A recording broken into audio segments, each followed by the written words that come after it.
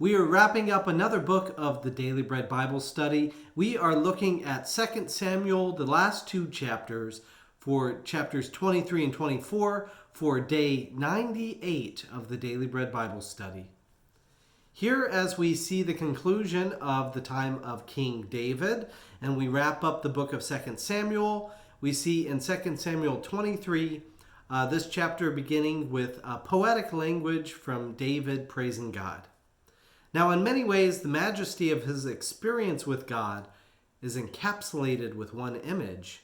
In 2 Samuel 23, verse 4, like the sun rising on a cloudless morning, gleaming from the rain and on the grassy land, is not my house like this with God?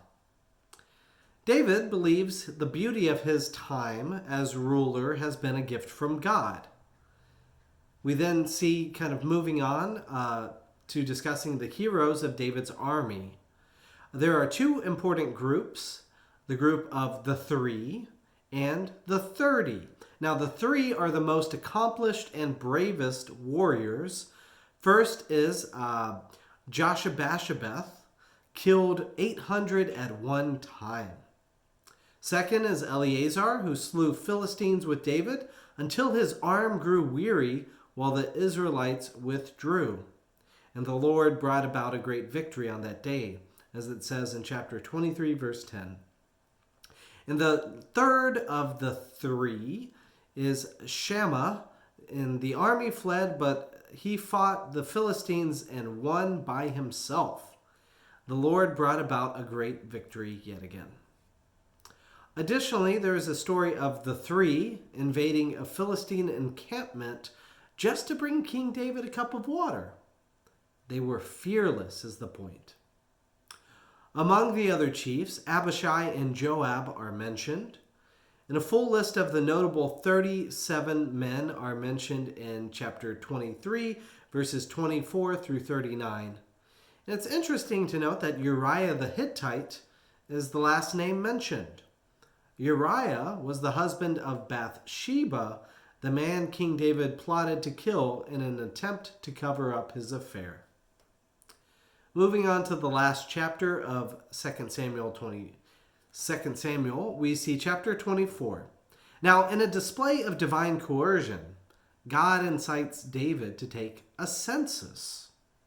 King David is already inclined to want to take the census and commands Joab to lead the count, which his commander questions in chapter 24, verse 3.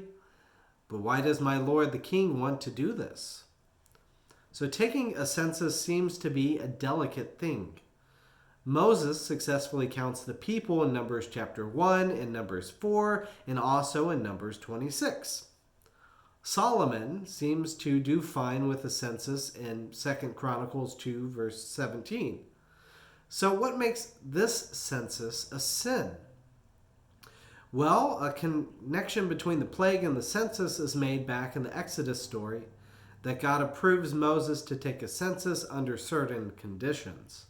In Exodus 30, verse 11, the Lord spoke to Moses, "When you take a census of the Israelites to register them, at registration all of them shall give a ransom for their lives to the Lord, so that no plague may come upon them for being registered." David's census leads to a plague, so a connection seems intentional.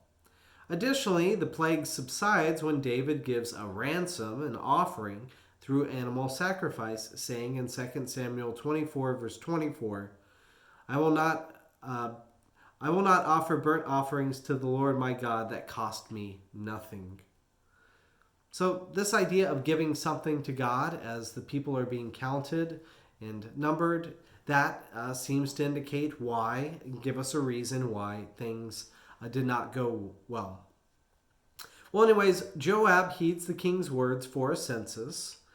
So when they had gone throughout all the land, they came back to Jerusalem at the end of 9 months and 20 days. Joab reported to the king the number of those who had been recorded. In Israel, there were 800,000 soldiers able to draw the sword, and those of Judah were 500,000. King David even feels sinful and foolish to have taken a census. He confesses this to God, which then has him make a hard decision. In 2 Samuel 24, verse 12, God says, "3 things I offer you. Choose one of them and I will do it." So Gad came to David and told him, he asked him, "Shall 3 years of famine come to you on your land? Or will 3 months, will you flee 3 months before your foes while they pursue you? Or shall there be 3 days pestilence in your land?" David chooses the shortest. He chooses the plague. So the Lord sent a pestilence over Israel, but relented against destroying Jerusalem.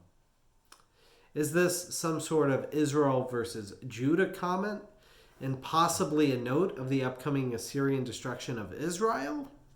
I'm not exactly sure, but anyways, King David purchases land at the command from God in order to build an altar. And when offered to get it for free, the king refuses and says those words again, "I will not offer burnt offerings to my Lord my God that cost me nothing." David built there an altar to the Lord and offered burnt offerings and offerings of well-being. So the Lord answered his supplication for the land, and the plague was averted for Israel. Thus, at the end of 2 Samuel, David is still finding favor with God. David is not perfect, far from it, but he has a strong awareness of God. David's failures occur when he lets his lust tempt him from obeying God, and David's successes happens when he listens and trusts God. So may we also learn from David's mistakes and his successes. May we be willing to follow God and listen to God's voice and heed that voice that calls us to be faithful, to give full and important parts of our lives to God, and to be able to follow in those ways. So look forward to discussing the continuation on of this overarching narrative as we move into the book of 1 Kings next time.